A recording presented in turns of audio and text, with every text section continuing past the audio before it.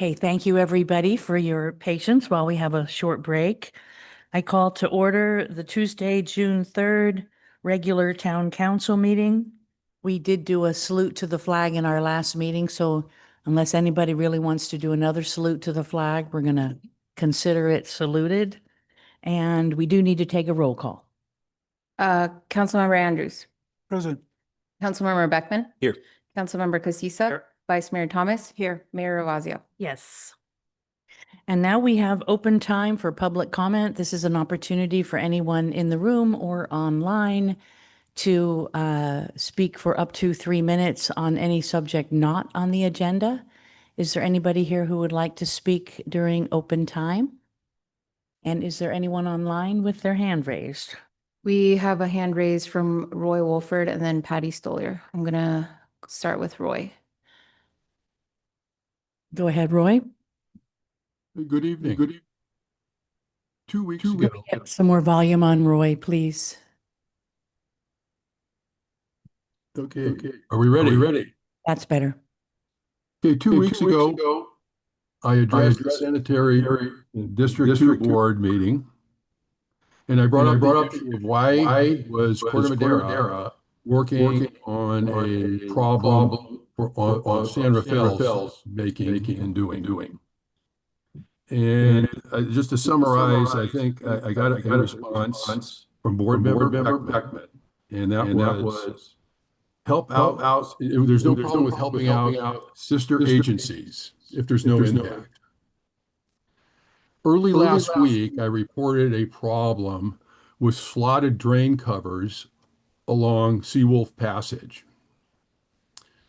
And I said that I'm concerned about the plates getting damaged and also safety, because if you step on the plate incorrectly, they're all unbolted. So along this one particular address that I reported, I won't say the address name here, that they were pretty much half unbolted, but now they're all unbolted. Now, somebody may have come out from the town earlier, but I don't know if they just moved the plates around and didn't bolt them down, but they're unbolted. So they're unsafe and they can break. So that is, as of this morning, they still weren't fixed. So the no impact is that when we work on other sister communities or agencies issues, it takes away from staff time, and that puts a burden on the staff and on Adam to try to manage staff's time. And so when we have more projects to do than we have staff and time to complete, we have an issue. So we should not be deflecting away from working and providing excellent service to the residents at the expense of trying to do some political deal with another agency. So I'll just summarize this, that it was whoever's decision it was to spend staff's time working on San Rafael's sanitary district issue and staffing issues. It was a very bad decision. So I hope the other 4 board members work with the one board member that doesn't see that there's a problem, and working with other agencies, cities, and that sort of things, issues, when we need 100% of the time working on Corte Madera issues. Thank you. Thank you, as always, Roy, for your time. And did you say you have one more, Patty? Correct. Patty, go ahead. Thank you, Mayor. I just wanted to say thank you to Adam and to all the council members and everybody in Public Works and everyone who has worked over the years on Casa Buena Complete Streets. I can't help but smile when I drive down and I see people walking on the sidewalk safely, and I see people in the bike lane. So I am thrilled to thank you for the work that you've done over the decades on Casa Buena Complete Streets. Thank you so much. Thank you, Patty. We don't have any additional hands raised, and no email public comment was provided for open time. Okay, so I will close open time for public comment, and we'll move on to number 3, which is a presentation on the Town of Corte Madera Archives and Historical Center And we understand there is a lovely volunteer, Richard Block, who has a vision for how to manage these files. And he is, I think we found him at the volunteer fair. Is that when we got to talk to Richard? So Richard's going to give us a little presentation tonight, and so happy to have Jonna Hale here, who the archives are named after, or the conference room of the archives is named after, for all of her work on this. Jonna, for as long as I have known her, and it's been over 30 years, has been collecting photographs and memorabilia and artwork and letters and publications and everything that represents who Corte Madera is and who we've been. And we'll never be able to thank you enough for all the time you've put in, for sure. But Richard Block is going to bring it all to life now with his presentation. Well, actually, Adam has a few things to say first. Sorry, Adam. No, and thank you, because I think this all does start, as you recall, Madam Mayor and council members, with opening town hall. And one of the big ideas and vision behind how we use this building was also to incorporate the John Hale archives. We have downstairs sort of a future home and of sort of built-in shelving, some behind the, the spaces that are available, thanks to some other members of our community foundation for helping set up some shelving units downstairs, et cetera. And the vision is really to turn this into not only a place where we do business and bring in, have council meetings and other neighborhood groups conduct meetings, but also to bring our community in to make this a place where we actually can see the town's history and some of the archival work, some of the photographs that obviously we spent some time and energy in the lobby. And so behind the scenes, we've been working to, what does this look like? What is the vision going to be? One of the things that I was working on personally was trying to get some rough ideas, working with Peter Chase as well and Jonna Hale, and sort of outlining what this might look like. And it was just very rudimentary, but we went to the volunteer fair on, I think it was in April, with the hopes and dreams of actually finding somebody who might walk through the door who was interested in taking this on as a volunteer project. And lo and behold, we found Richard Block, who I got a chance to talk to that day. And so it's just a great pleasure of mine to be able to bring him here, introduce him to the council. Also have, Jonna and Peter here as well, who he's met with, but bring him here, introduce him not only to the council, but also to our community, and tell you that he's going to be, I'll let him introduce the vision, but I will say we've started the process of really giving him the resources he needs to start to develop these ideas. So with that, Richard, I'll hand it over to you, and we have about 3 to 5 minutes to make this. So thank you. Thank you, Adam. I'm Richard Block, and Welcome. I've lived in Corte Madera for almost 30 years now. I work as a writer, marketing communication consultant, and creative director. And Adam's right, I learned about this opportunity at the volunteer fair. And it was great to learn how Jonna's work over many years, including the History of Corte Madera book, which I helped her produce, has made it all possible for this to continue. And I'm also pleased that Jonna has decided to join us tonight. The description of the opportunity at the fair suggested that the mission was to create a place for our history at Town Hall. Now, outside these chambers, we see photos, we have computer access to archived materials, and we can also host live presentations from here and on Zoom. But as I've discussed with Adam, I'm defining place as something wider than Town Hall.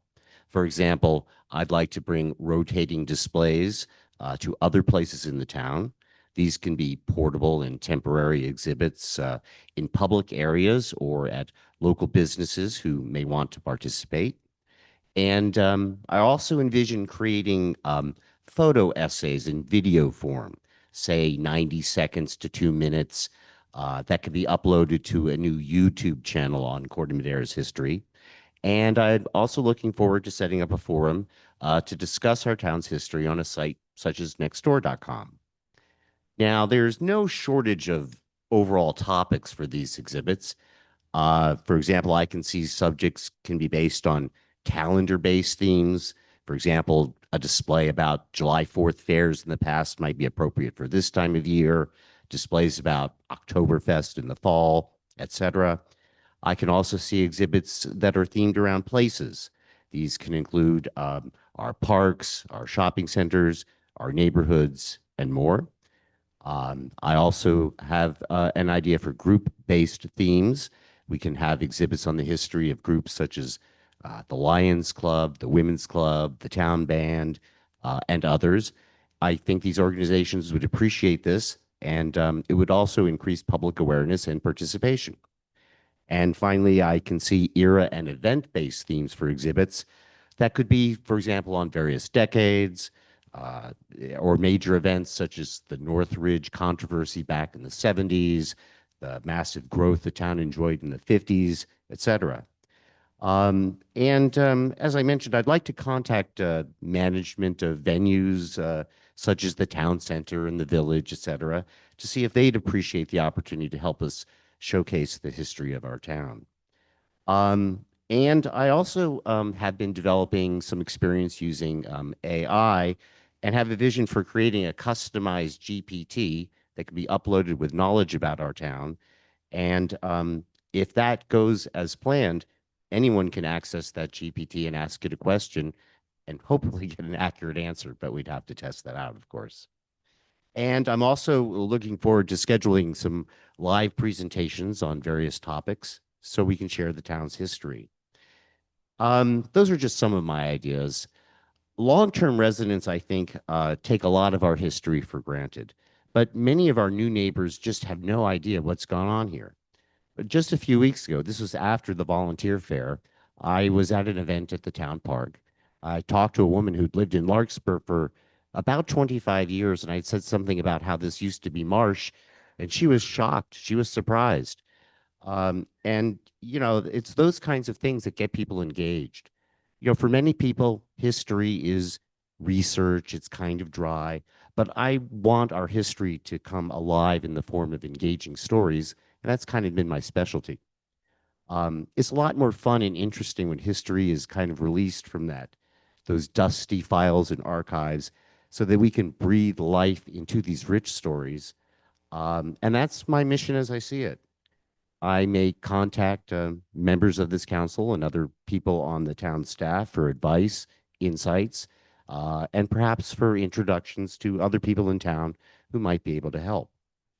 I'd be happy to answer any of your questions, and if you need clarification on anything, let me know, because as history itself might say, I don't mind repeating myself.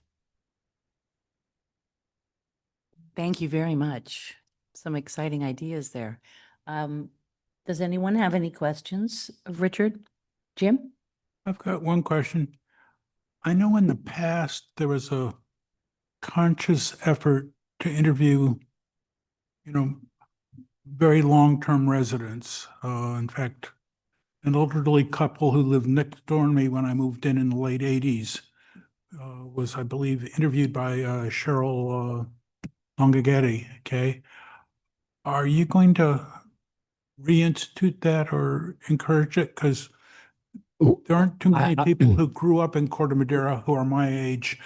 I would encourage getting new oral histories, and as I understand it, I've looked through some of what's in the archives now. There are some oral histories there.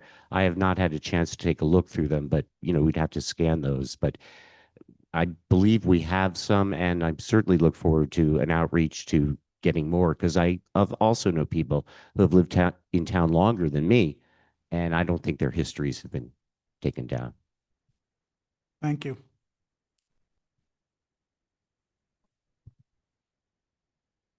Did you have a question, Rosa? Yeah, thank you so much. It sounds like it's going to be an exciting project. I work at an elementary school, and I'm just wondering if there are any ideas about how these things might be brought to school children.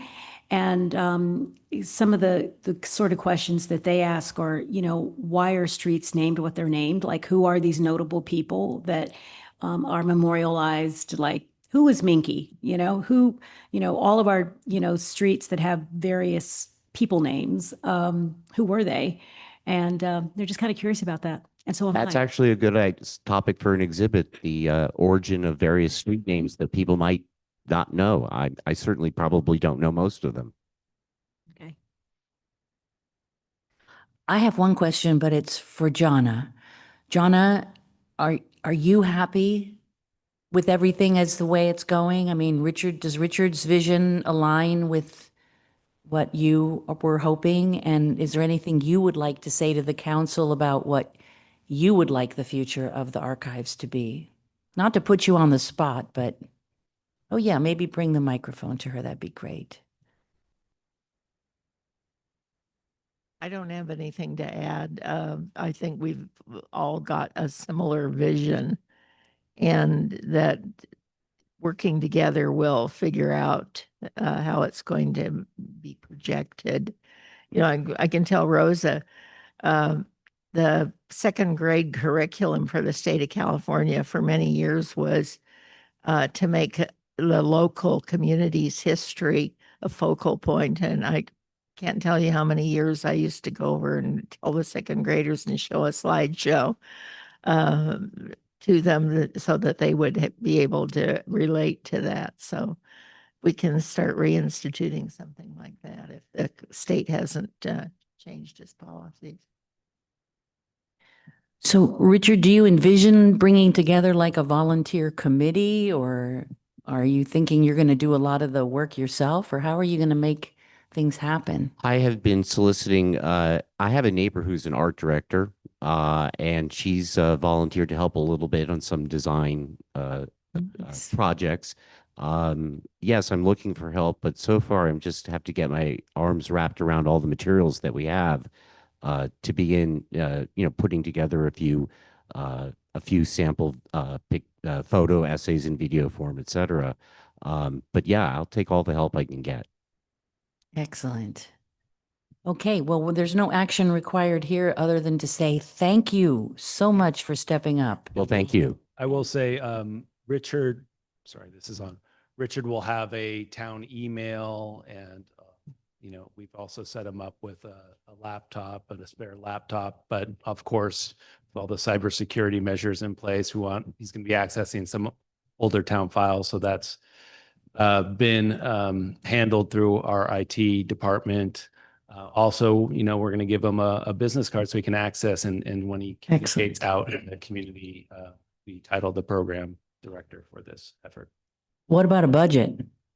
Well, we're hoping again, of course, for donations and for others to step up and say, hey, this is a great idea. We'll get it up and running. But I do envision certainly a small, like if there's things we can do where there's tabling events and small budget for taking some of this stuff on the road. Out of pocket expenses and things, yeah. I think there's a small, budget that we could consider for that purpose, but to be continued on that. Yeah. And of course, the community foundation's there to help too. So it's very exciting. Thank you so much. Really good to hear all the great ideas.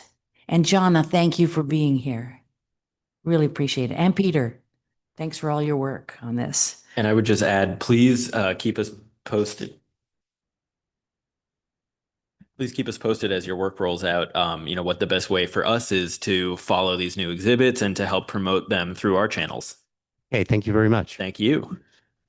Maybe we can get the chamber to do a ribbon cutting for one day for the archives or something. I don't know. Okay. Mayor Ravazio, if I may, sorry. We didn't take public comment, and we do have one from Patty Stolier. Okay. So I'm going to go ahead and Thank you. mute her.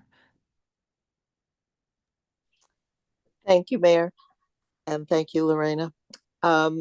I don't know if Richard is aware of the age-friendly and town-sponsored event that we have every year, where we honor our nonagenarians and centenarians.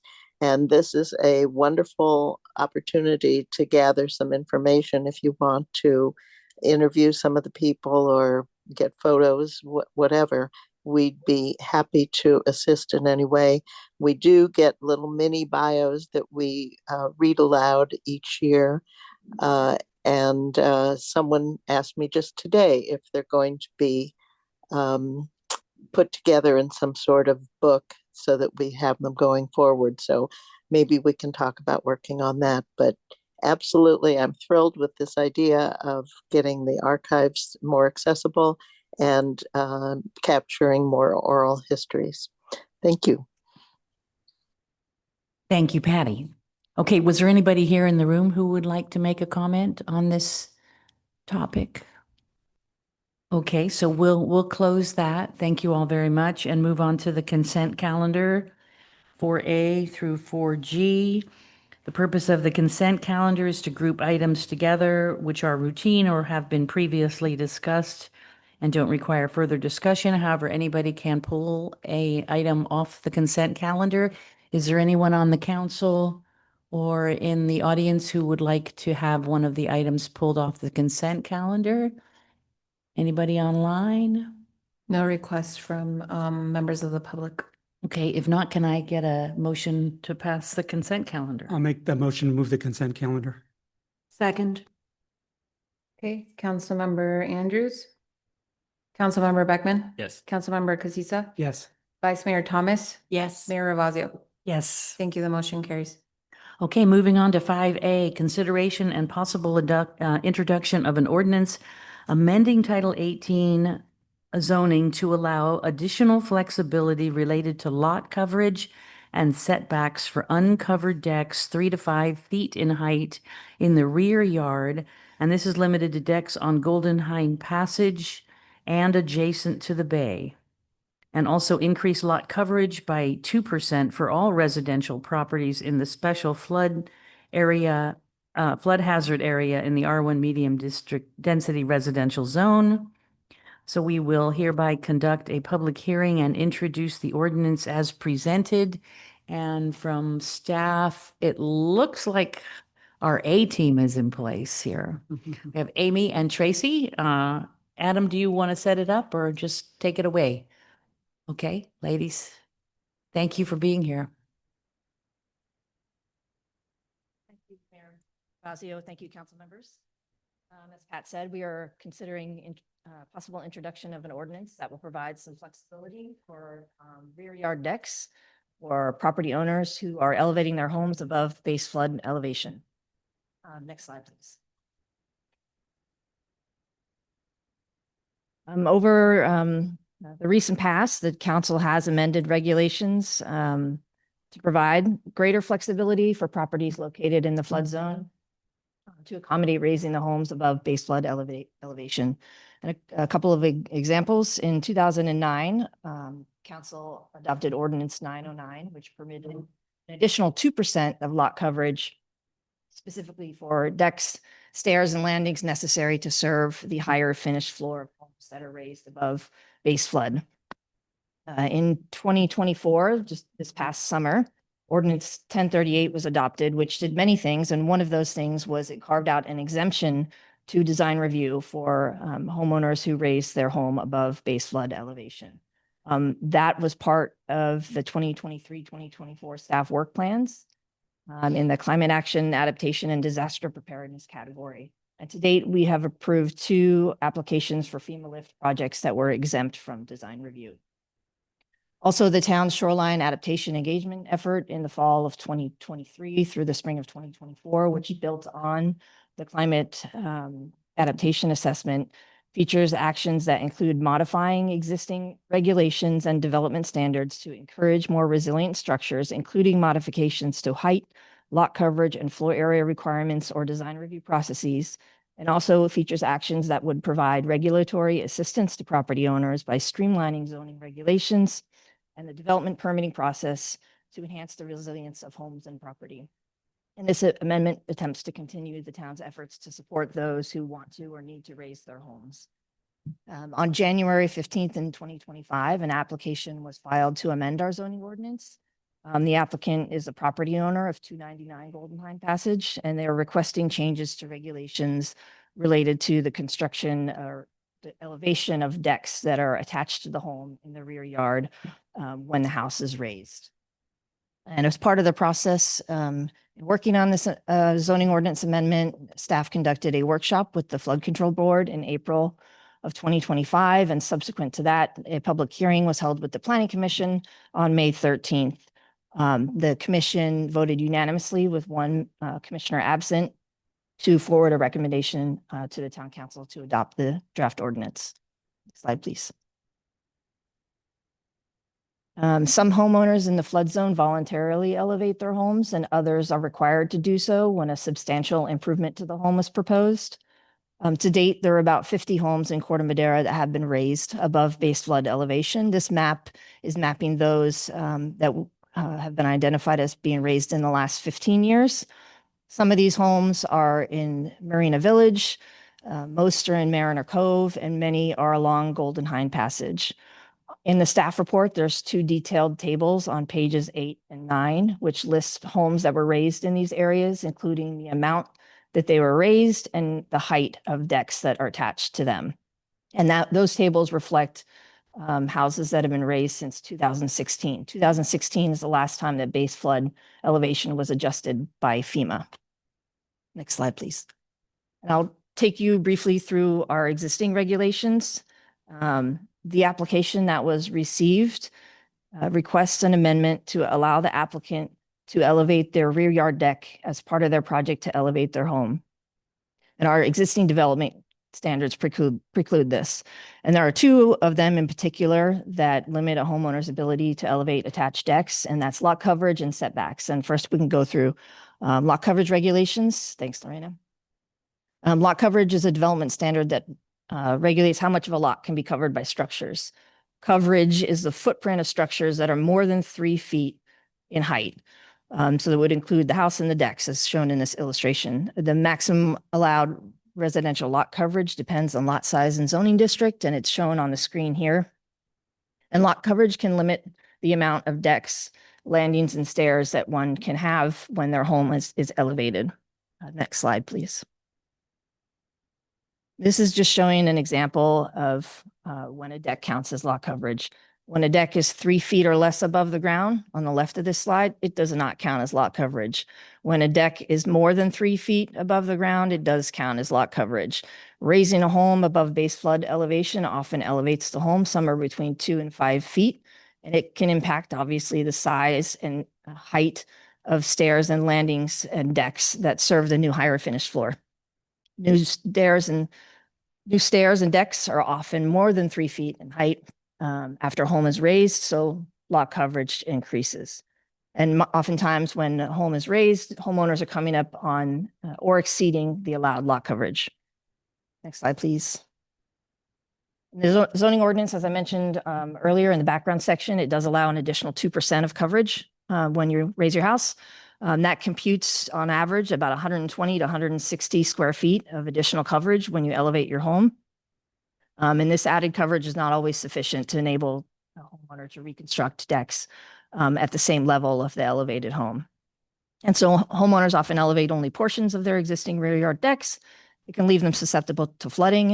And this slide is showing the existing upper level deck and existing lower level deck at the applicant's home at 299 Golden Hind Passage. Golden Hind is a unique bayfront street. It faces regular flooding throughout the year, which is a challenge for property owners. Rear yards along Golden Hind Passage are generally lower than other areas in the flood zone, and it can impact a homeowner's ability to maintain a dry and usable outdoor area at ground level. Next slide, please. Thank you. This is showing in 2015 some sunny day flooding and just underscores the importance of decks, whether they're at ground level or whether they're at the same elevation of the raised home. Next slide, please. The second development standard that limits a homeowner's ability to elevate decks with the home is required setbacks. A setback is a required open area. Currently, the town zoning regulations permit a deck in the required rear yard. The blue area represents the existing permitted location of a deck with a maximum height of 3 feet, which may be set back 5 feet from the side and rear property lines. The yellow area shows the existing permitted location of a deck more than 3 feet in height. And these decks may only encroach into the required rear yard by 6 feet. So looking at this graphic, one can see that prior to raising their home, the rear yard deck is permitted to be in the blue area. But after raising the home, if the deck is more than 3 feet in height, it may only occupy the yellow area. So the proposed amendment does not change the footprint of a residential deck in the rear yard, but rather it seeks to permit a slightly higher deck that's raised to the same level as the new finished floor elevation of the home. Next slide, please. So in response to some of those limitations that I just talked about, staff has developed a draft ordinance. That's attachment 1 to your staff report, and I'll just take you through some of those amendments. Next slide. The zoning ordinance does not include a definition of special flood hazard area. It is defined in Title 16, which is protection of flood hazard areas. And the town's legal counsel feels that it is necessary to include a definition in Title 18 zoning because it's referenced in zoning several times. And obviously this definition mirrors that's used in Title 16. Next slide, please. As I said before, lot coverage may be exceeded by 2% when you elevate your home, and it's specifically for uncovered decks, landings, and stairs that are needed to access the new higher finished floor. This provides only a modest increase in coverage, a couple hundred square feet, depending on your lot size. And the draft ordinance would increase this by an additional 2% to 4%. The ordinance does continue to specify that the additional 4% of coverage is only for uncovered decks that do not exceed the height of the new finished floor of the home. And it is only for homes that are obviously raised above base flood elevation. And this regulation currently applies to every elevated home in the flood zone in the R1 medium density zoning district. So whether it's Mariner Cove, Marina Village, Madera Gardens, Marina Estates, they are all able to take advantage of this regulation today if they raise their home, and would continue to be in the future. Next slide, please. And the draft ordinance also specifies that a deck that is more than 3 feet in height, but not more than 5 feet in height, be permitted to follow the same existing setback requirements as decks that are 3 feet or less in height, which allows them to be 5 feet from the side and rear property lines. So this allowance would apply specifically to elevated homes on bayfront properties on Golden Hind Passage, as these properties experience flooding regularly. And as a result of their low-lying lots, their finished floor is commonly elevated higher above grade than other areas in the flood zone, which means that after raising their homes, attached decks will be more than 3 feet in height in many cases. And just to put it, next slide, please, put a illustration with what I just said. This graphic will be included in the ordinance, and it's trying to illustrate the proposed regulation. So again, the blue area shows the existing permitted location of a deck that is 3 feet or less in height, which is 5 feet from side and rear property lines. And again, the yellow is showing the existing just for reference. Under the draft ordinance, when the home is elevated, the deck may be up to 5 feet in height in the blue area. So today, 3 feet in height max. Under the proposed regulations, it would be allowed to be up to 5 feet in height in the blue area. The ordinance does not allow the footprint of decks to get closer to the side or rear property lines. Next slide, please. Thank you. Current regulations count decks greater than 3 feet in height towards lot coverage, and the draft ordinance modifies this to specify that these decks I'm talking about between 3 and 5 feet in height shall not be counted in lot coverage as long as they meet certain criteria. And that criteria is listed on the slide and just puts into writing some of the things I've talked about. It's in the rear yard. It's attached to the home. It's on Golden Hind Passage. The house has been elevated, and I can let you read through that. But in other words, for an elevated home, decks 5 feet or less in height would be treated the same as those that are 3 feet or less in height today. Let me know if anybody needs time on that. Oh, I will carry on. I just want to talk about who these regulations would apply to. And at the Flood Control Board meeting and at the Planning Commission meeting, we provided an analysis of which properties in the floodplain that these regulations should apply to. There is a robust discussion of that on pages I think it's 7 to 9. Yes, 7 to 9 in staff report. So I'll just quickly go through it. The draft ordinance includes 2 sets of regulations. The first one is the increase of, excuse me, the increase of in-lot coverage of an additional 2%. And that will continue to apply to all elevated homes in the flood zone in the R1 medium density residential district. The modified deck location standards and the measurement of coverage for elevated decks would apply to bayfront properties along Golden Hind Passage that have been raised above base flood elevation, which if you could flip to the next slide, this is a map showing those parcels. This is the odd number homes from 1 through 331 Golden Hind Passage. There's a total of 93. It includes all of them that share a property line with the water. Of course, the home would need to be elevated above base flood elevation. And essentially these properties, when the home is elevated, could include a deck up to 5 feet in height in the rear yard, as long as it's not higher than their new finished floor, where current regulations only allow the deck to be 3 feet in height. That's all I have. The staff recommendation is that the town council introduce the ordinance. I'm here to answer any questions that you have, or can go back and clarify anything. I know that was highly detailed. So. Thank you. Thank you very much. Okay, questions from the council. Eli. Thank you. Thanks so much. Great presentation. Just 3 questions and I'll keep them quick. One on slide 15, it looked like this applies or one of those regulations applies to unenclosed decks between 3 and 5 feet. What does unenclosed mean? Doesn't have walls on. Okay. It's not a sunroom type of deck. Okay. So like a fence is okay, or like a guardrail. Yeah, oftentimes people will include a screening type of a taller guardrail that's solid to screen for privacy purposes. And then the guardrail, of course, would not include it being closed, and guardrails required. Okay, that was my question. Perfect. Excellent. Next question. It looked like these rules apply only to parcels that are greater than 4,500 square feet, because for less than 4,500 square feet, it looked like there was no lot coverage cap. Is that correct? Correct. I don't think we have any in the flood zone that are that small. Okay, perfect. Some 6,000 square feet, I think, is probably one of the smallest ones we have on either the east or the west side. Perfect. And then last question, why is this just applicable on Golden Hind? Are there physical attributes of Golden Hind that are not shared by any other streets, or are we thinking of this more as like a pilot program, or? Not a pilot program. I think there's a few things that I would say make it important for Golden Hind Passage, and that is that their lower line, they see regular flooding impacts. There's no berm protecting them. The water comes up into the street. You've probably all seen it, and into their backyards, like the pictures I showed. And if you look at, I think it's either table 8 or 9. I'll look in a moment. But it's showing that those homes are elevated much higher than any other homes, meaning higher above grade and more over the requirement of 1 foot above base flood elevation.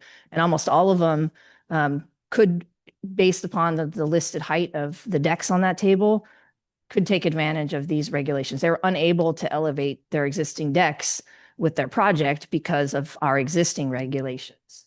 So they have to either have a 2-tier deck or leave the ground unimproved with dirt. Yeah, just want to make sure I'm understanding. So like if, 20 years down the road, say hypothetically FEMA expands the flood zone and suddenly like, I'll pick my parents' street. Say suddenly Staghound is like in the flood zone and people on Staghound are wanting to raise their houses, but per this ordinance, they're not able to also raise their decks. Does that leave us in a jam down the road? No, I mean, this is something we would collect more information on. If you look at it's table 3, sorry, on page 8 and 9, I said table 8 and 9 earlier. Page 9, table 3 lists the homes raised on other streets besides Golden Hind Passage 2016 to date. And highlighted in yellow, these homes are the ones that included decks that are 3 feet or less in height. And they all have the ability to have a deck without needing these adjusted regulations. There's one that was just over 3 feet in height that would need to possibly But what I would like to collect data-wise is it the best choice for other property owners? Are they unable to landscape their yard, that they need raised decks in the entire yard? Are there is there flooding happening and tidal intrusion that's making their yard unusable? And that's what is being relayed to us from the folks that got Golden Hind, that the only option, the only viable solution for a rear yard outdoor space is a deck of some kind. And if the deck is 3 feet or less in height, they're fine. And as soon as they come to us to raise their home, we're telling them you can't also raise the deck. So I think I'm partly answering your question a little bit. Yeah, I think what I'm just still not totally clear on is for homes that are either not in the flood zone yet, or maybe are in the flood zone but they haven't raised their homes yet. I just want to make sure that there's going to be an opportunity for folks who may seek to raise their homes, even, say 20 years down the line, to also raise their decks without us needing to come back and amend an ordinance. So I guess my question is just, can you help me understand how this ordinance is forward thinking with regards to like potential future expansion of the flood zone? Yes, it's a good question. And actually, Bob Bundy raised this at the flood board meeting as well, of are there other areas in town that we really need to future-proof our code to accommodate?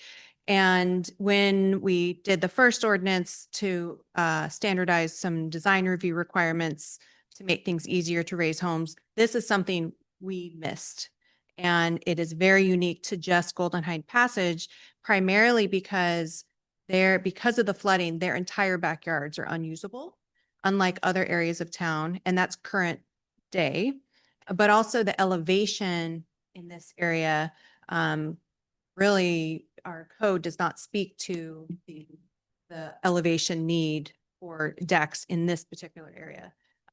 Tracy did a thorough review of elevations of the rest of our floodplain, and in particular to FEMA raises and then the ability to raise decks, and there isn't the same limitation. So this is kind of a unique situation just to this area based on elevation. And so if, for instance, we were to see an increase in floodplain area, we would of course reevaluate, but this is just such a low elevation that it's just impacted in a much different way that requires a different approach. And we would have looked forward to addressing this in a future zoning code change. Our applicant tonight really just wanted to make this happen a lot faster than we would have accomplished it from the town side. But anytime we touch the code, we want to make sure we're thinking holistically about other areas of town. So that research was done as part of this effort. Exactly, because it's never about just one property. So I appreciate that. Thank you very much. Just a couple questions. One, in general, what was the feedback from planning, flood, and residents on this? The feedback was positive, generally supportive of making some accommodations or some modifications to our zoning code that would assist people who are only seeking to raise the finished floor of their home and any improvements that they have to protect them from the wear and tear and the nuisance flooding and now and in future. Okay, thanks. And just one, I'm sorry, go ahead. Just wanted to add to that. I just want to note that we did have a conversation with BCDC about the regulations. They had no concerns about this ordinance and what we're trying to accommodate. There's also been some correspondence with the Marin Audubon Society. And we just saw recently that this was written up in their newsletter to alert their constituency. And their primary concern was the potential increase of opportunity to increase deck sizes or, move into the marshland area. And this really isn't going to allow anything in addition that can already take place. We're just allowing an additional elevation, not additional square footage of decks. So I just wanted to clarify that. Okay, thanks. And just one last question, and you may have touched upon it. How did this come about? I noticed it's not in the work plan. And how did this come about? Because I think it's a great thing. I'm just trying to figure out, was it like a grassroots type thing or? Well, just as if someone can apply for a development project, someone can apply to amend our zoning code. And that's what happened here. Eric's here in the audience tonight, and they privately funded an application to change our code to accommodate their project, but also based on this, it's going to also alleviate issues for their neighbors as well. Okay, thanks. Anything down here? Yeah, I have a question. Living in Madera Gardens, I noticed a few houses have been raised. How many of those houses have decks where you cannot walk out the back door at a level area without having to step down after it's been raised up? There's a couple that I know of. 70 Mohawk includes large deck areas that are the same elevation as finished floor. And then they also have the ability to use the rest of the yard at ground level. So not as important, I would, for somebody on Mohawk to have decks all on their yard as it is maybe for somebody on Gold Mine Passage because of their ability to install landscaping. Another one is 38 Lakeside, and I know they have a deck off the back. I believe they do. But I'm not too familiar with that particular project. But I believe they have a deck. Okay. The finished floor off the back and a landscape. I guess where I'm heading is, do we need to expand it to other areas in town that aren't as severely impacted as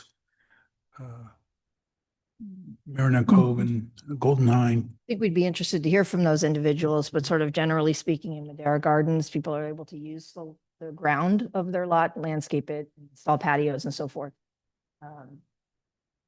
The deck isn't the only viable solution for their outdoor spaces. Rosa? Yes. So I noticed in the packet, there were some places on Golden Hine that had been elevated quite a lot, like way more than 5 feet. Some of them, I know one that looks like it went up 8 feet, like really tall. There's a house on Golden Hine that's super elevated. On the probably 283 went up 4 feet. That's the most we've seen. That's the most you've seen. That was required above finished floor, above base flood elevation is 1. So base flood is 10. So if you raise your house, you have to be at least 11. And there's several on Golden Hine Passage that are electing to go more than that. There's 5 that went above 12. Okay, so there's no maximum, so they can build out their deck. Couldn't be more than 5 feet in height. So, okay, so no matter how high you, but if it, oh, go ahead. I was going to say our existing regulations would still allow a deck, a second story deck even, to be more than 5 feet in height. So those property owners could construct their deck at finished floor. Let's say the deck is 8 feet in height, and it could extend 6 feet into the required rear yard setback. That's existing, and regulations allow for that extension of a deck into a required rear yard. And from there, under these regulations, they would not be able to take advantage of them having that deck at 8 feet high, 5 feet from property lines, like it's as if it's a 3 foot high deck. It would then have to come down. It could not, and potentially maybe that's some of the data we collect in the future, that people are going so high above base flood elevation.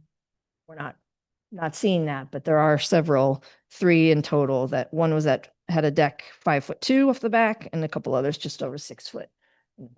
Okay, and it just controls how much they go into the setback, not necessarily. What I was trying to find out is there a limit to how high the deck can go? Yes, the limit would be 5 feet. Okay, no matter how high your house is. Correct. And well, it matters how high your house is. It could be more than 3 feet, but no higher than your new finished floor, up to 5 maximum. So if you raise your house very high, and you need to have a deck that's more than 5 feet in height, you could have it under our existing regulations, which allow you to extend 6 feet into the required rear yard. Depending where your house is located, that could still be quite a large deck. And you might be wondering now, why did we have a limit to the height? And that's because there are privacy impacts to having a deck that's 3 feet in height, as close as 5 feet to a property line. And even less. Those are existing regulations. So increasing that to 5 would help these property owners, and they're all the same, right? The outlier is the applicant. The neighbors on either side have raised their home. So they're just equaling out, right? But higher than that, then you may have Right. unintended consequences. Okay, Did that answer your question? Yeah. thank you. I have just one question, sort of along the line of where Eli was going. Is there any way that this ordinance could, at the very end, say, and that it could include other properties that qualify? So that if somebody had the same issue, but they weren't on, I mean, I'm looking at the map which showed Channel Way and YOLO and all those other areas that are just right next door. Is there any way to make it so that we don't have to recreate the ordinance in order to include additional properties, but just make it, if they meet this A, B, C criteria, then we would consider it? I think there may be other ways that we want to accommodate homeowners that we would want to watch for and put on a work plan or come back to council. And one example is 2-story homes. Might want to raise those if they're not raised already. And that may exceed our height limit of 30 feet. These property owners may want to have 9-foot fences. So there are some amendments that we kind of have in our mind that we're keeping in mind. I think we could, what we're seeing on YOLO is that their homes are being raised 1 foot, 2 foot over there. And so our existing regulations will take care of whatever decks that they include in their rear yards, if any. And they sit at a higher elevation. They are seeing some flooding impacts, especially the ones that dip down towards the water in San Clemente Creek. I don't know of a way to. Yeah, I'm just wondering if there's a way to streamline future revisions to make it easier on you guys, No, and that is something that we really looked at comprehensively, and our staff recommendation is that this is the only area that really needs this level of accommodation Okay. right now and probably for the next 20 years, potentially. So the ordinance is written in a way, and it's been noticed in a certain way, that this will only apply to these properties. So we can't open it up without going back to planning commission and renoticing. But we did do the research to make sure that the elevations, for instance, on YOLO, which is where Bob Bundy was mentioning, Right. there's sufficient ability for them to be able to raise decks and homes under our existing regulations, so they don't need this level of flexibility.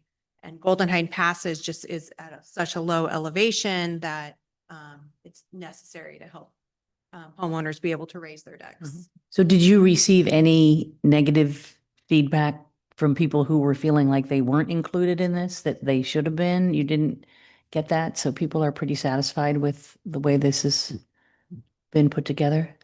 Yeah, we do our normal noticing and go beyond what's required by state law and try to get as much input as possible. And we didn't have a lot of people come out on this particular issue, but we did not hear anything negative either. Okay, so questions? If I can just add too, I also think, just to stress the point that was made by Tracy, this is always a balancing act between allowing rules and more flexibility, and then the negative, perhaps unintended consequences sometimes of the privacy issues, which we will hear a lot about. If there are unique issues, I know very unique issues to one particular lot. I mean, I know we shied away from variances, and we don't want to necessarily, it's got to be really unique to that particular lot.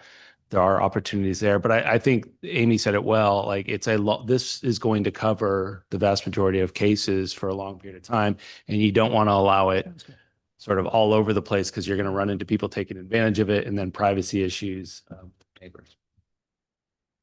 Thank you. Okay, are there any comments from the public? Hello?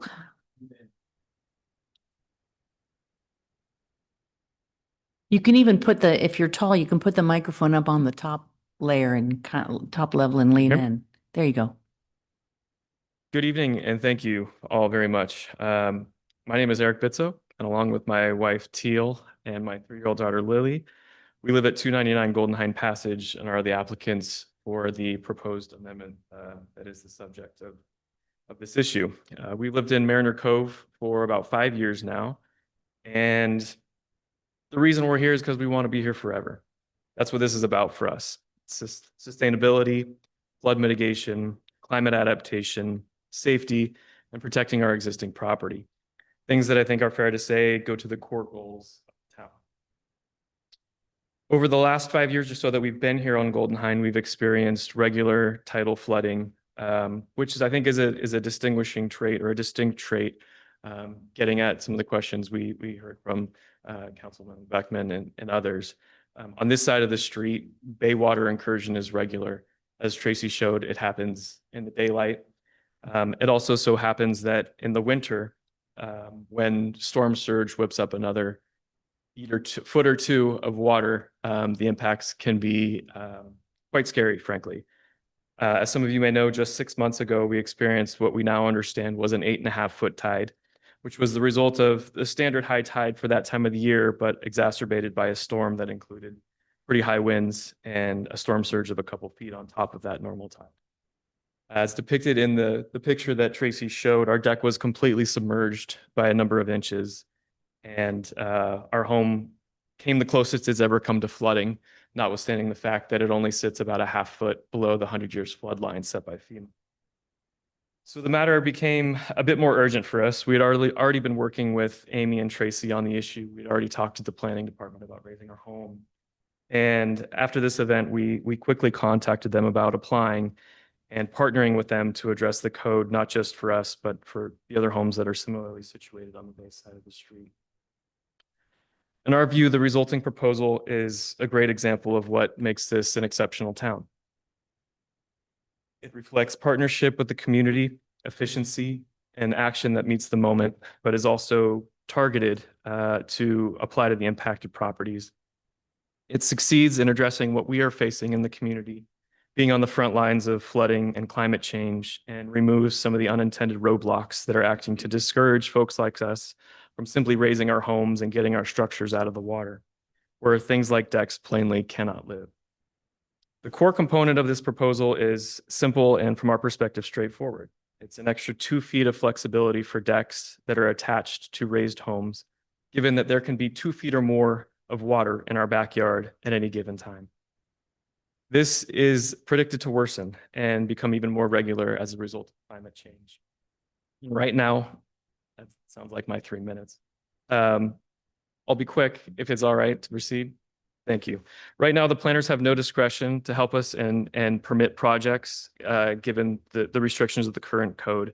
As we learned, a variance is just something you cannot qualify for on this issue because it's a symptom that's shared amongst everyone on our side of the street, so we cannot meet the elements. And I just want to emphasize something else that Tracy said that can't be overstated, and that is the impacts or the importance of decks on this side of the street.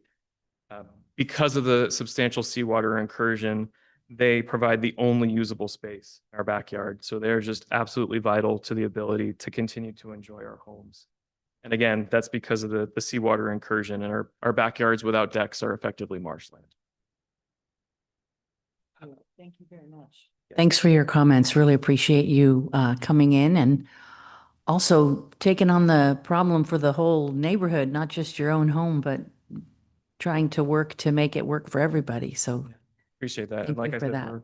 we want to be here forever, and we love the community. So I do want to thank Amy and Tracy for their exceptional leadership and thoughtfulness on this issue. It certainly does not go unappreciated.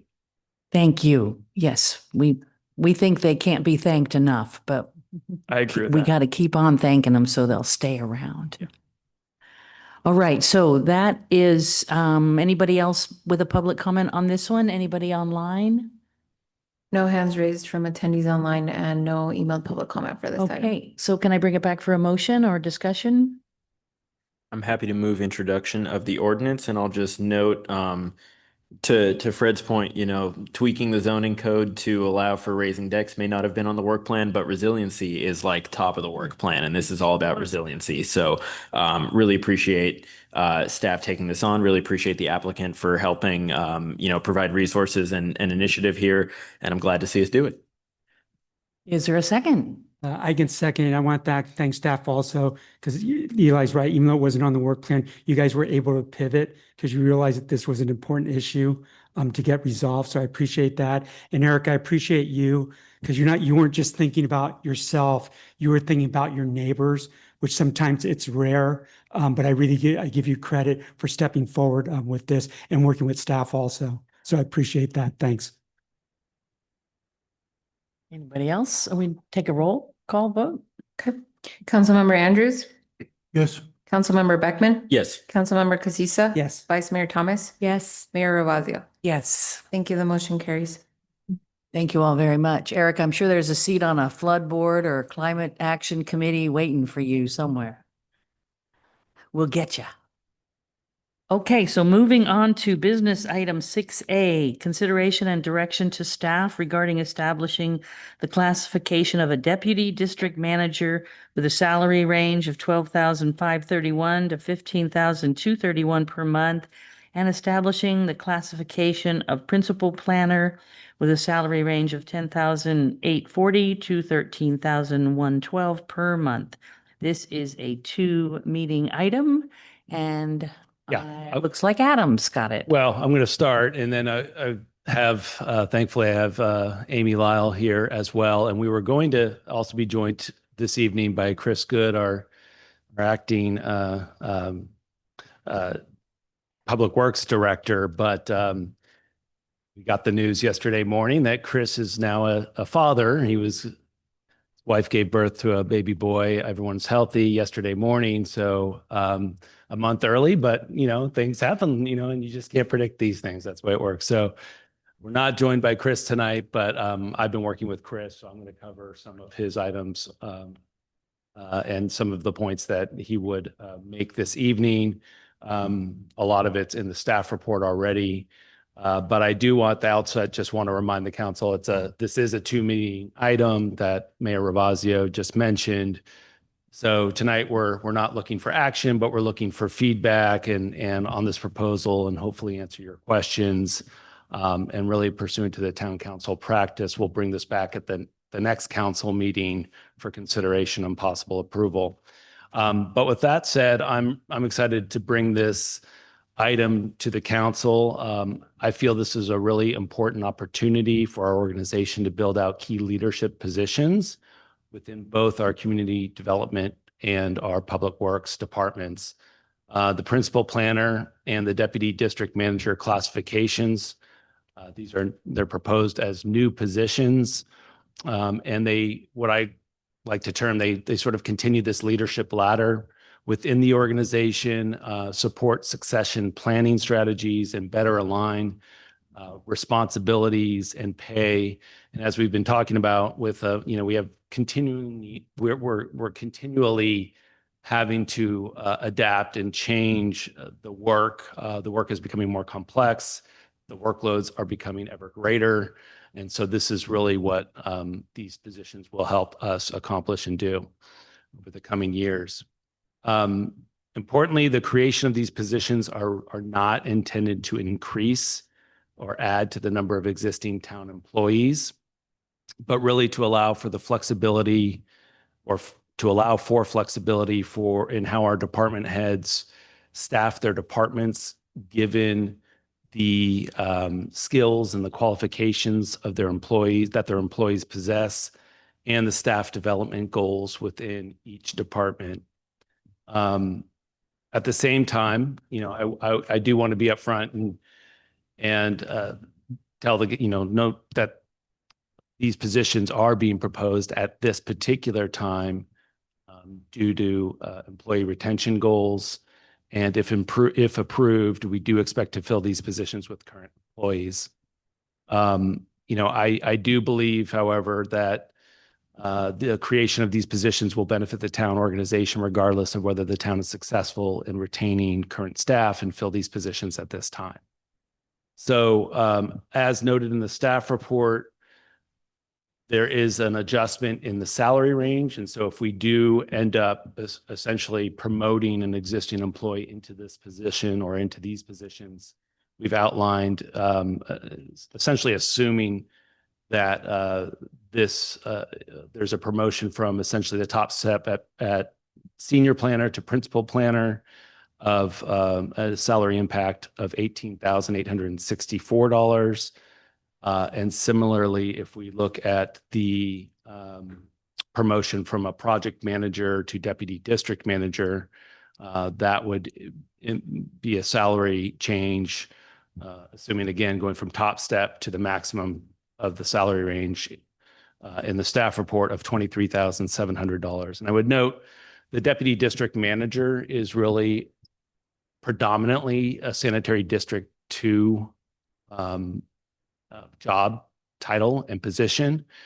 And the vast majority of work related to that would come out of the sanitary district 2 budget.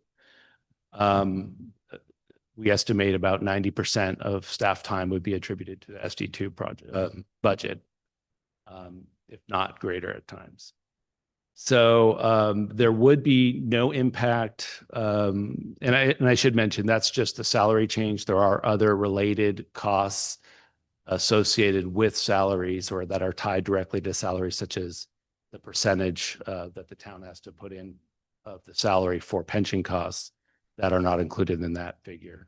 And certainly we were happy to come back with more information on that when we talk about the budget at the next meeting on June 17th. There's no impact to the fiscal year 24-25 budget with the creation of these positions, but I do intend to include these positions, and I've been talking to Chris Petlock about this in the fiscal year 25-26 proposed budgets for the town and SD2. And again, we'll be presenting that at the June 17th meeting. So Amy will be able to speak about the principal planner position in more detail, but for the deputy district manager position, this position, as outlined in the job duties and in the staff report, will be providing critical senior level support for sanitary district 2 during a time in which we will be seeing significant increases in workload for this foreseeable future. This comes after last year's completion of the sanitary sewer master plan and the infusion of funding for needed capital projects over the next 5 to 10 years. So SD2, as outlined in that master plan, will need to expend approximately $5 million in annual CIP budget to implement a large number of complex projects and a more robust maintenance and operation program, really just to stay on schedule and meet district needs. The creation of the deputy district manager position is intended, as I mentioned, to align really employee pay and title with these increased responsibilities and needed support.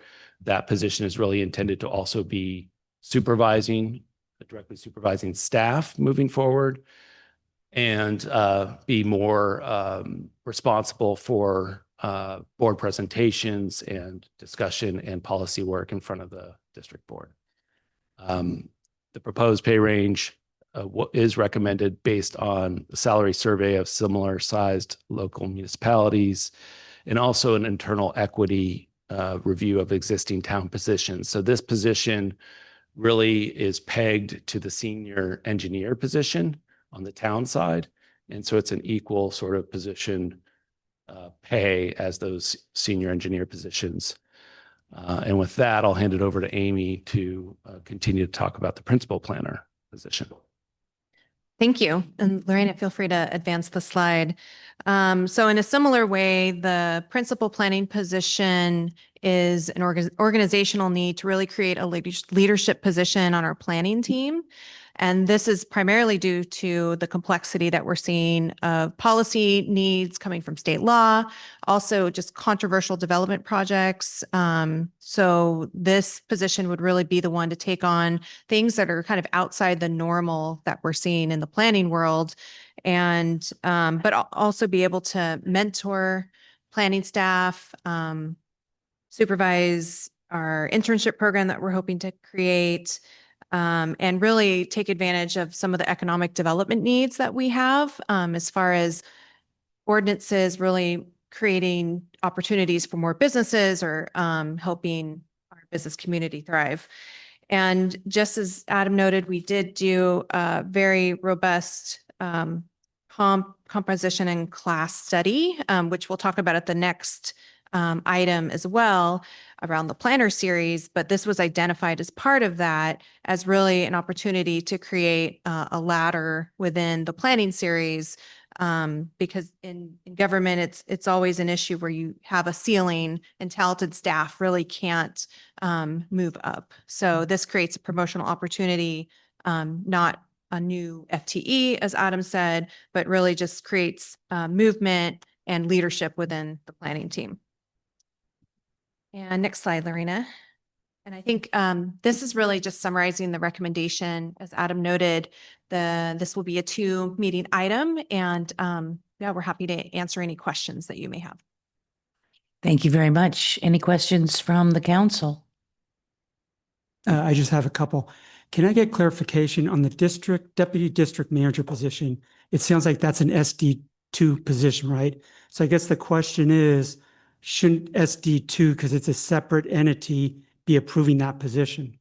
Well, so all of this is sort of the unique to the town. All of SD2 employees are town employees, and the town hires and manages all of the town SD2 employees. So, and in fact, none of our positions are 100% SD2. There is some overlap, and we included that in the job description so that if needed, if there are times, for example, in a case such as this where we have need an interim or acting support on the public works side, skills associated with this position they can essentially fill in for time in some management roles that we may need on the public works side as well. So that's essentially how it works.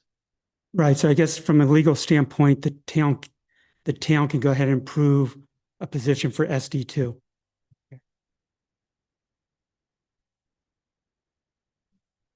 Go ahead, Eli.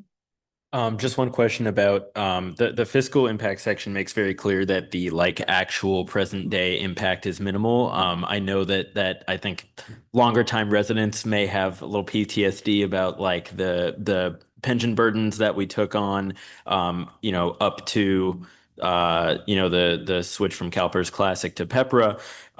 Can you speak a little bit to sort of what the pension implications are likely to be or not be long-term for a step like this?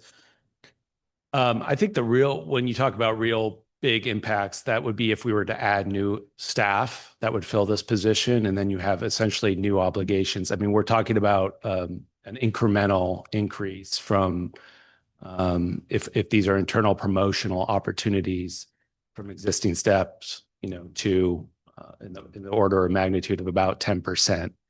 And so it's part of it depends on whether those employees are also classic versus PEPRA employees, and that will have an impact. But about the actual obligations, but in the scheme of the overall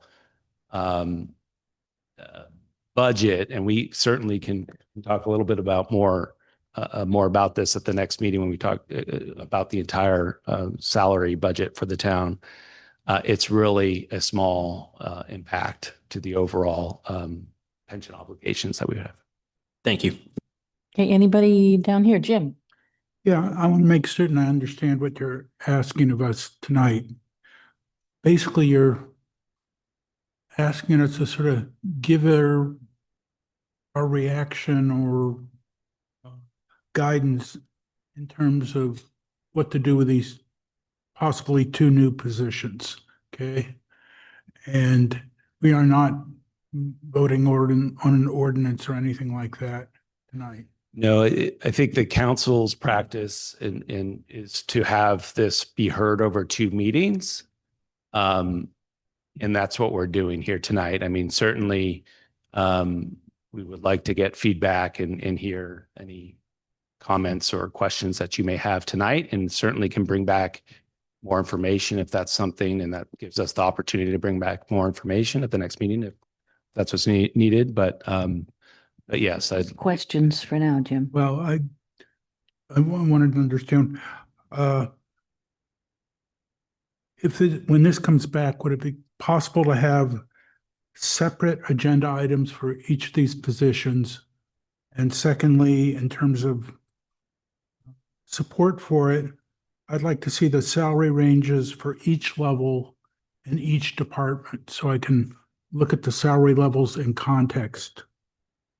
We can absolutely bring that information back and show you how these slot in within the Thank you. all the different positions and titles within the classifications in each department. And breaking them up, I'm not sure is that certainly when we get to that point, we'll give the option for the council to vote on them separately. If that's what if that's ultimately the goal that you'd like to see, we certainly can do that as well. And so even if we combine it into one staff report, we can take separate motions on different resolutions. I think we were planning on we can do a different resolution for each position if that's what the council would like to see. Thank you. Any questions?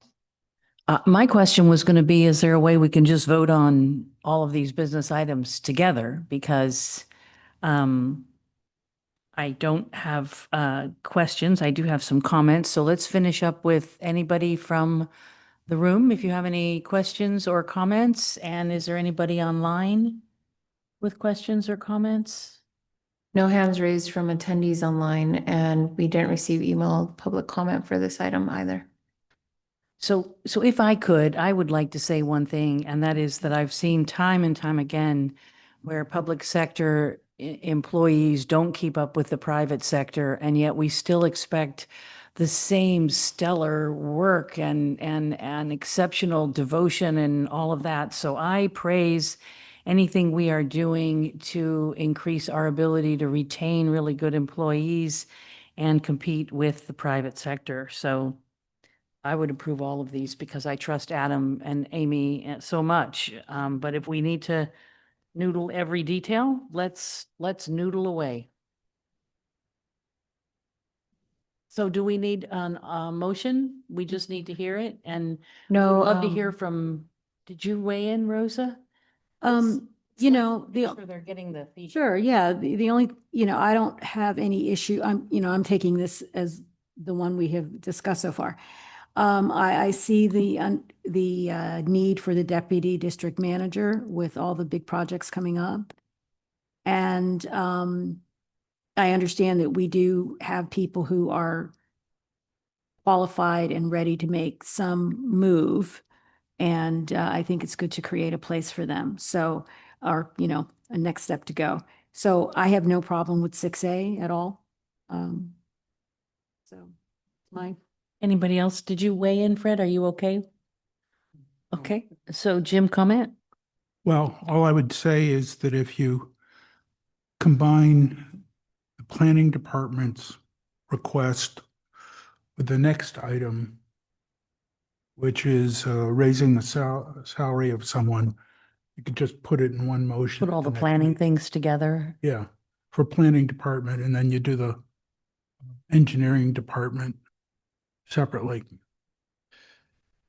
Yeah, I think we did it that way just because this one involves creating new positions and classifications that we haven't had before. The other one involves existing positions and modifying those one salary out of those positions. But we can think about how to streamline it if that's what the council would desire and make it into one. But for the purposes, I guess, of the first meeting, just to clearly define the difference between the two, we did it this way. So does that mean we can move on to 6B? Okay, 6B is consideration and direction to staff regarding revisions to the job descriptions of assistant planner, associate planner, and senior planner classifications, and 2, adjusting the associate planner classification salary range by 5% from $9,895 to $10,390 per month. And again, this is a 2-meeting item. Yes, thank you so much. I'll kick this one off. So this item is a little bit different because this is really a comprehensive look at our planner series. You want to do this periodically, and this was overdue. And we have a great HR consultant helping us now, and she really did quite a thorough job. And so the recommendations coming out of this are really what's before you. Lorena, next slide, please. And so What she did is really looked at other jurisdictions to see where the planner series is falling in line with Marin and other Bay Area jurisdictions. But she also did an internal equity analysis and really looked to see where these positions fall within the rest of the organization. And then a very thorough review of the actual job descriptions themselves. So the people who are filling these positions now were asked to fill out a very lengthy form to talk about what do they do on a general basis, what how much of their time is devoted to certain things, to really make sure that our job descriptions are capturing what the planners are doing currently, and then what changes need to be made within that job description.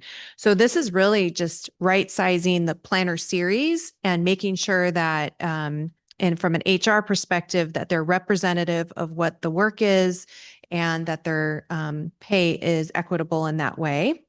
So as part of the recommendations, one item was to create this principal planning position, which we just discussed. And then also this item includes the revised job descriptions. So you'll see attached to this the actual language that's going to be changing and track changes. And if we can move to the next slide, there is a recommendation to adjust the associate planner pay by 5%. And I wanted to describe why. So our HR consultant really looked at the compaction of the planner series, and within each position, there are different levels, and you really want at least a 10% gap between each position, because generally, if you're an assistant planner, you go to the top of assistant planner, and when you get promoted into associate, you want to have at least some room there between the positions, so there's a movement within that position itself. Not sure I described that very well, but let me know if you have questions. But what our consultant found is that we did not have enough room between these. And the only change that was recommended was a 5% increase in associate planner, which gives more room between assistant and associate, and it still leaves sufficient room between associate and senior. And then also the addition of the principal that's also in line with this review of the series, but also in line with the organization and with comparable salaries and jobs of other principal planners within Marin and in the Bay Area. Next slide, please. So the staff recommendation, again, this is a 2-meeting item, so we're looking for input on this, but the request will be to amend the job descriptions that are attached and then to adjust the associate planner position by 5%. And I'm happy to answer any questions that you may have. Any questions from the council? I just have one quick question. And the slide went kind of quick. I think between the associate and the senior planner, there's about a $1,500 difference between to go up to that next step. Is that sufficient? It just seems like $1,500 isn't a lot. And I think from senior to the next one, it's like 2,500 or so. And I know you work with HR consulting, so it just seems like it seems like it should be more. Yeah, I think the thing that we're looking for is the percentage difference, because as you move through the series, there's usually a 5% increase. And so having 10% between each accommodates the movement between positions. Okay. I guess I was just looking at the dollar amount, not the percentage. Yeah. Thanks. Anybody else with questions? Does this represent the entire range? I mean, companies have bands, right? So if you apply to the job, depending on your amount of experience, and it'll say, the salaries between 10,071 and 11,071 or 13,071. So is this just sort of the base amount, or is there actually a band? You mean a scale to go? Yes, is this just the minimum you would offer at those positions?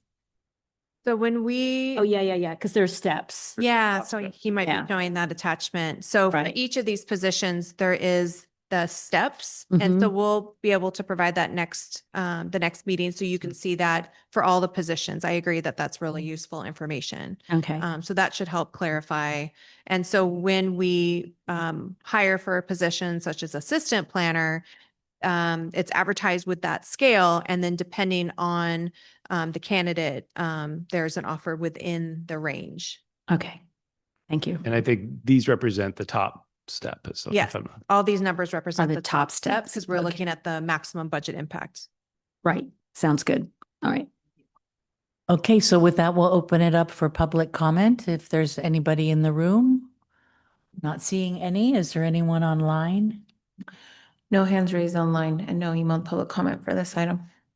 Okay, coming back here, is there any other direction to staff that anyone would like to propose on this one, or are we good to move on to 6C? 6C? C or B? And we've just done 6B, and now we'll move on to 6C. Okay. I have some general comments, but Go right ahead.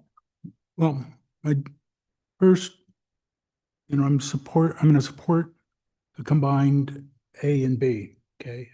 So, but sort of a general comment is California cities currently reporting fiscal stress include Los Angeles, San Francisco, Oakland, Sacramento, San Diego, San Jose, Fresno, Berkeley, and recently Nevada until they got their new tax passed, okay? At the moment, Corte Madera does not appear to be one of them, okay? However, Hemingway once wrote about bankruptcy, and roughly he wrote like this. Question, how did you go bankrupt? Answer, gradually and then suddenly. And I think in the not too distant future, we need to step back and determine where we are on this gradually slope, okay? The town's primary operating costs are personnel, okay? We need to be able to review where we've been, where we currently are, and where we are going in the future in terms of personnel.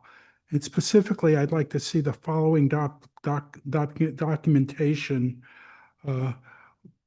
which consists of one, a bar chart showing total number of town employees by year from 2010 to 2025, okay? This data can be either as of June 30th, our fiscal year end, or December 31 calendar year end. This information should be readily available on the town's quarterly federal 940 Medicare tax filing, if you want to figure out where those numbers should be. Secondly, I think we need a table showing employee headcount by department for the years 2020 through 2025. Column headers should be the years, and the rows should be the department, and it should total. The total should equal the bar chart, okay? And one of the reasons I say that, I've asked for this, is in the past, the town prepared a 10-year financial projection which guesstimated future revenues and expenses. The most recent projection that I can recall showed the town approaching a structural deficit position sometime in the 26, 27, or 28 period, okay? I would like to see an update of that 10-year projection. In particularly, I'm worried about the sales tax revenue. In the fourth quarter of 2024, the general consumer goods was our largest sales tax category. Since the end of 24, Macy's, one of the mall's largest tenants, is or has shut down. This will negatively affect our sales tax. The next largest category is autos and transportation. The on-again, off-again tariffs do not help our Japanese car dealerships. The Let's Hate Elon sentiment does not help Tesla sales. In the fourth quarter of 2024, before all this started, okay, sales tax from new motor vehicles were down by 6.8%. In short, the sales tax revenue stream from autos is highly uncertain and visibility is not improving. So I think we need to be very, very careful in terms of adding to significant operating costs to our town. Thank you. That's my general comment. Thank you very much. Okay, so we do not need to take action on 6B, but can now move on to 6C. Everyone okay with that? So this is consideration and direction to staff on the proposed revisions to the benefits of department head employees and of the confidential professional, technical, and mid-management employees regarding reimbursable expenses for electric vehicle charging. Again, a 2-meeting item, and looks like Adam's going for this. I'll take care of these. And so I have a few of these lined up consecutively, but I'll try to be quick. We tried to outline this pretty clearly in the staff report. So if you recall, we had last year entered into negotiations and ultimately came to agreement on a new employment agreement with our confidential professional, technical, and mid-management employees, and that was approved by the council in August of last year. During those conversations, there were a number of topics discussed. The topic of staff use of town-owned EV charging facilities was discussed as we were moving into the new town hall. And no action was really taken at that time, given the we didn't have payment systems set up. We had some older EV charging infrastructure in place. Those have since been actually replaced with new EV charging systems. The town council has approved sort of a payment and charge for, I think, the kilowatt hour of those. So now we're in a position to actually act on amending the employment agreement and the way that I think I would like to, and have talked to our employees about moving forward with this, is to allow for reimbursable expenses related to EV charging at town-owned charging stations during work hours to be reimbursed as part of the overall $1,500 benefit that the town employees currently get for health and wellness reimbursements, green commuting reimbursements, and expenses related to some of the park and rec programming. So it's not increasing the total dollar amount of that benefit, but actually allowing an additional reimbursable cost for employees for EV charging. And if certain employees own EV or electric vehicles, they can take advantage of this. Others can use that same $1,500 for gym memberships and so on and so forth.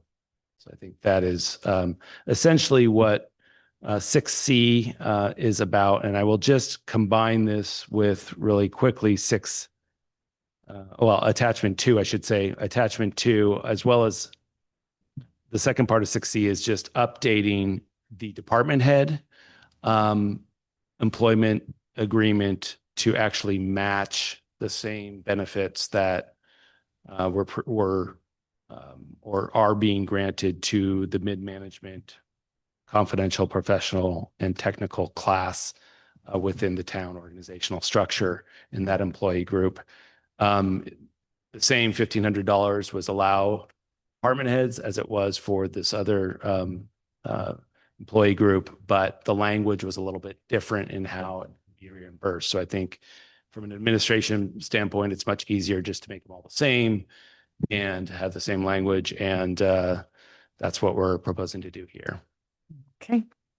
Any questions for Adam on this one? Just one quick question. The EV charging stations at Town Hall here, do you let employees use those, or are those just strictly for town vehicles? So with this, we will develop a policy that will actually allow staff who have electrical vehicle EVs to use them and pay for them as anybody else would pay for them, but just get reimbursed for the cost. Okay. So.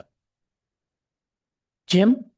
Yes. How much of this total $1,500 is actually being used today?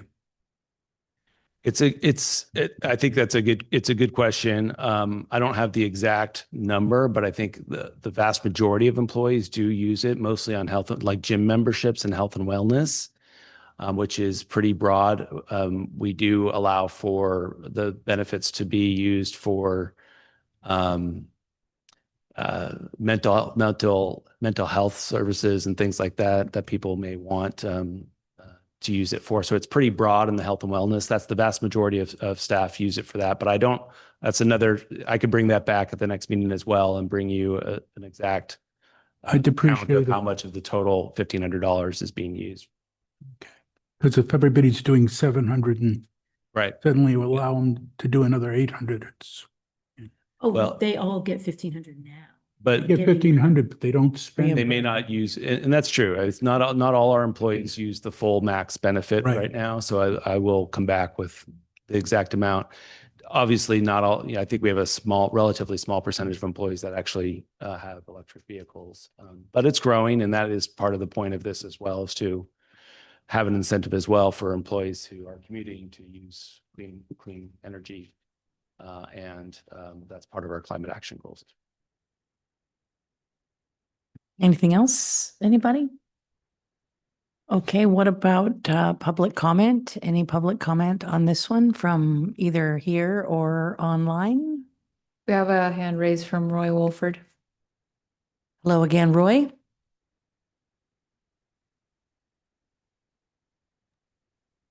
Okay, again, good evening. So a little bit of confusion here. The people that are wealthy enough have financial assets enough to purchase an EV, get a benefit, and those employees that don't have the financial assets that don't get an EV don't get the benefit. That's strange. But on page 2 of the report, under fiscal impacts, says staff does not anticipate any fiscal impacts to the town's budget as a result of the amendments to the confidential, professional, technical, mid-management employees and department head employees group. Since most employees, so you've already said how many people take advantage of, so that's most, what is it, 90, 95%? Use the full 1,500 benefit for existing eligible expenses. Any reimbursement for EV charging cost will require an employee to forego an equal reimbursement for other eligible expenses. Why is this even being considered and proposed? Again, a waste of time. And then it's looking at the council's mission and values of utopian diversity, equity, inclusion. This doesn't seem to be very equitable across the board. So just drop this, please. Jim, please ask the council members, convince them to drop this issue. Thank you. Thank you for your comment. Is there anybody else online? No With other their hand hands up? raised from attendees online and no email public comment for this item. Okay, and are there any other final direction to staff from council? Yeah, I think we're fine. I'm fine.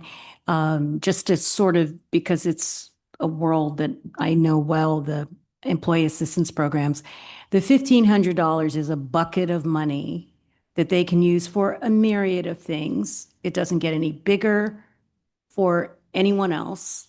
They just decide what to use it for. If you like acupuncture, it takes care of alternative medicine. If you like to get massages, it takes care of that.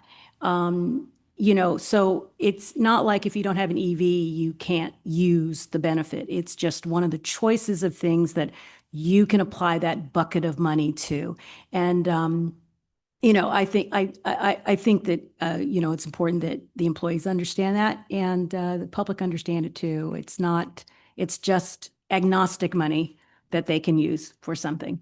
And it's doesn't have a particular ideology along with it. Thank you, Rosa.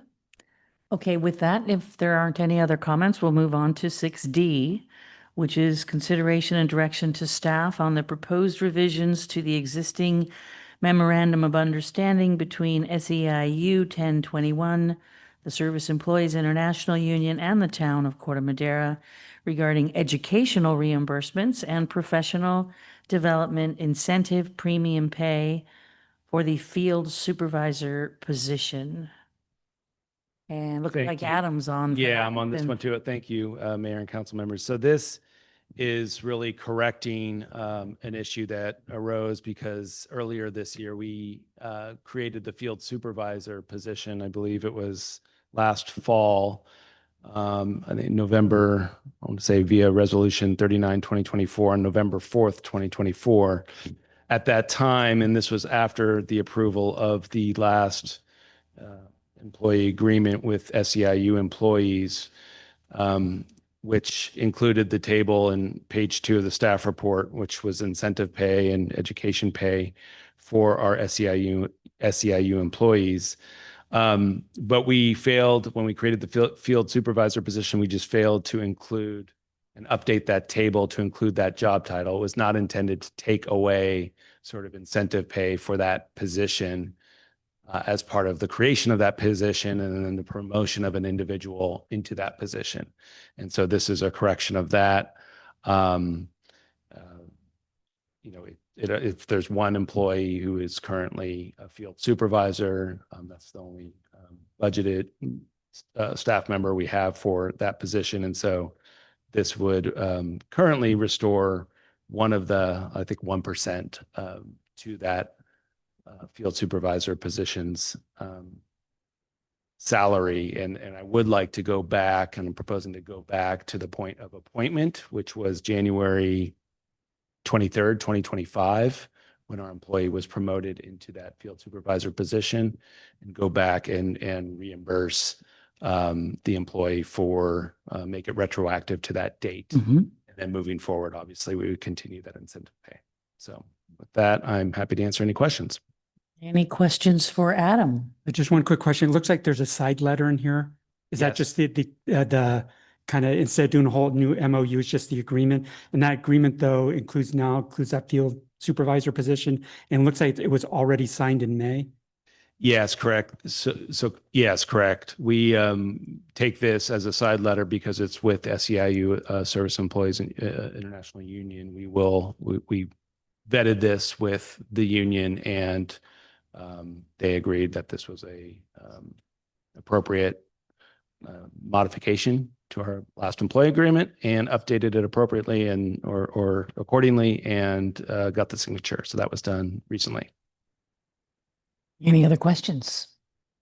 I have one question for Adam. Did somebody sneak a whoopee cushion into your chair? Yeah, I know. What is going on? It's It the was- wheels. I think we're gonna have to start, It sounds like a crying baby or something in there. Okay, but Sorry you're, about that. so Rebecca, I bet it was you. that's not gonna, I don't know, Okay. for our viewers at home, they may think something else going on here. It's just a squeaky chair, nothing to be concerned about. Okay, so back to the council for any final, oh wait, open time? Anybody locally in the building and anybody online with a comment? Any raised hands? No hands raised from attendees online and no emailed public comment for this item. Okay, and final words from the council to Adam on this one? And seeing no response, we can then move on to council reports, starting with our town manager. Okay, thank you.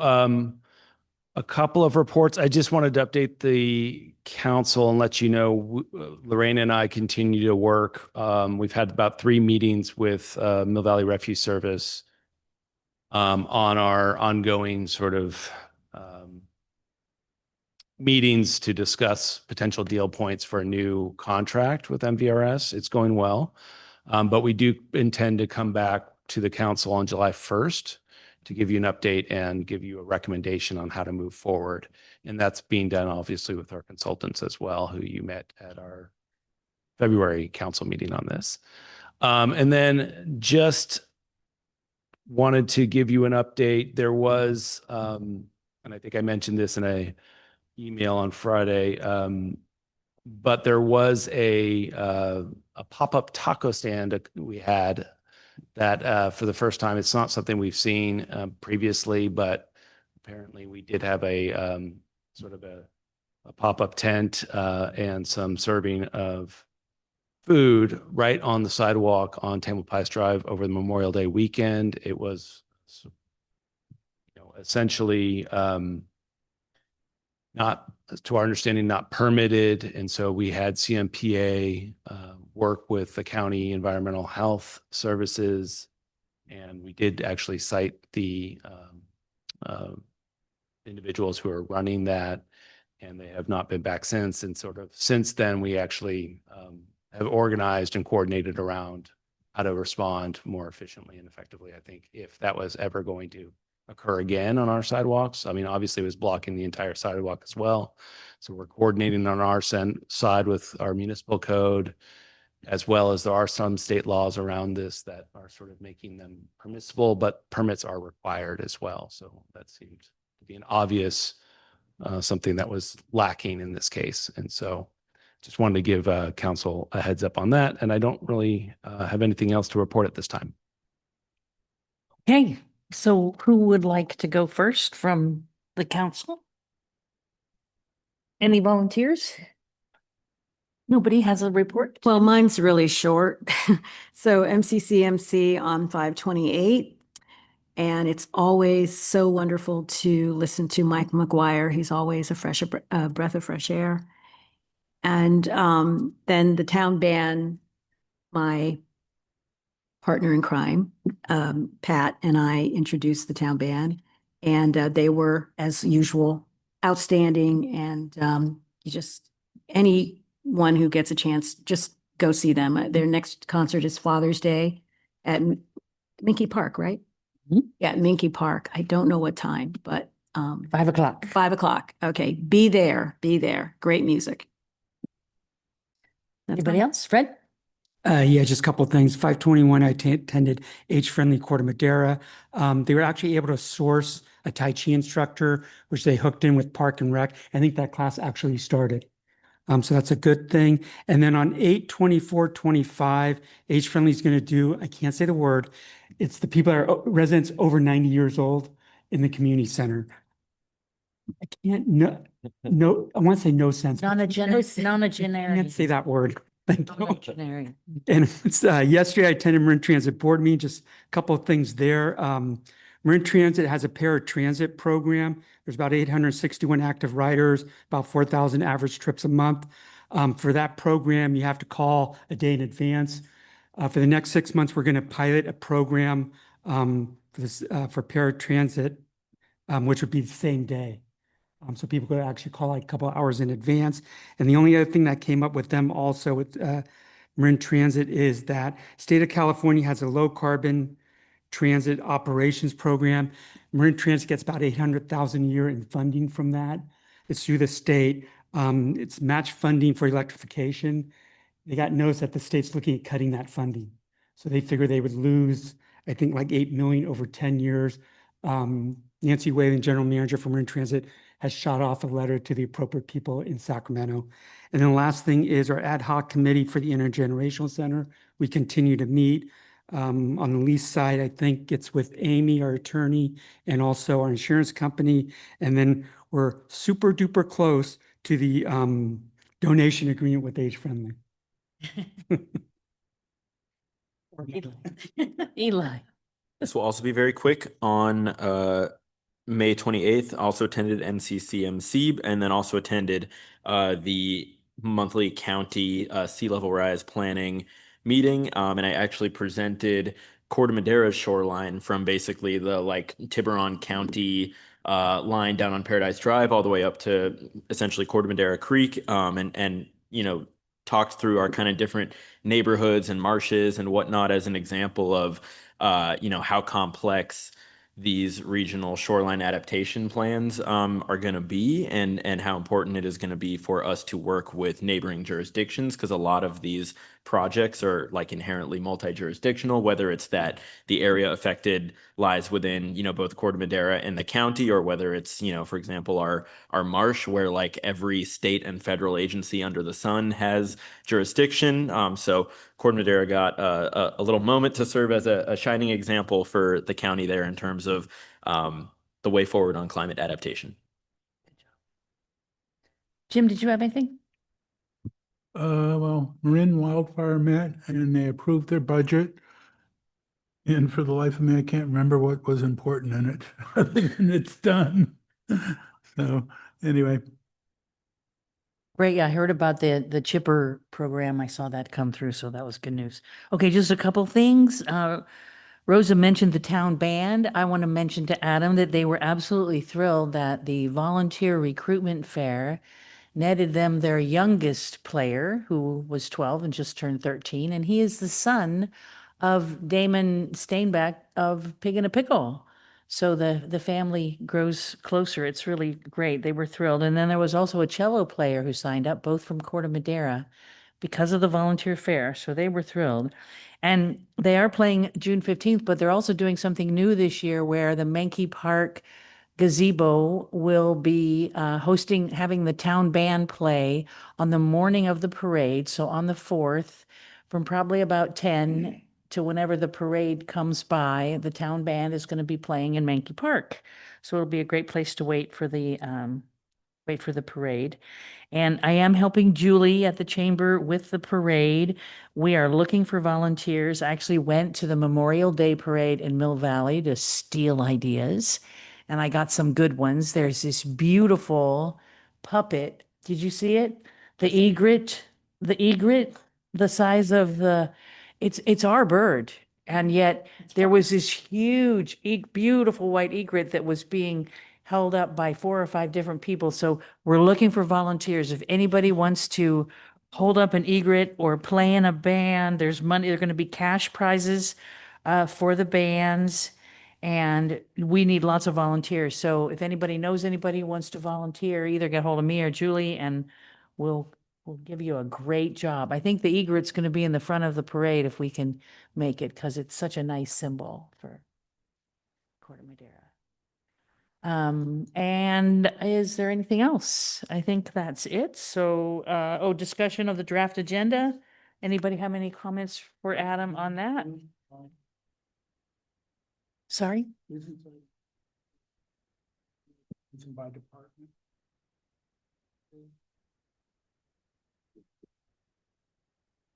Yeah. Yeah. Okay. But are they going to be different resolutions? They're going to have different resolutions. So shouldn't we keep? We can, yeah. Okay, so if nothing else, it is 8:32 and we will adjourn.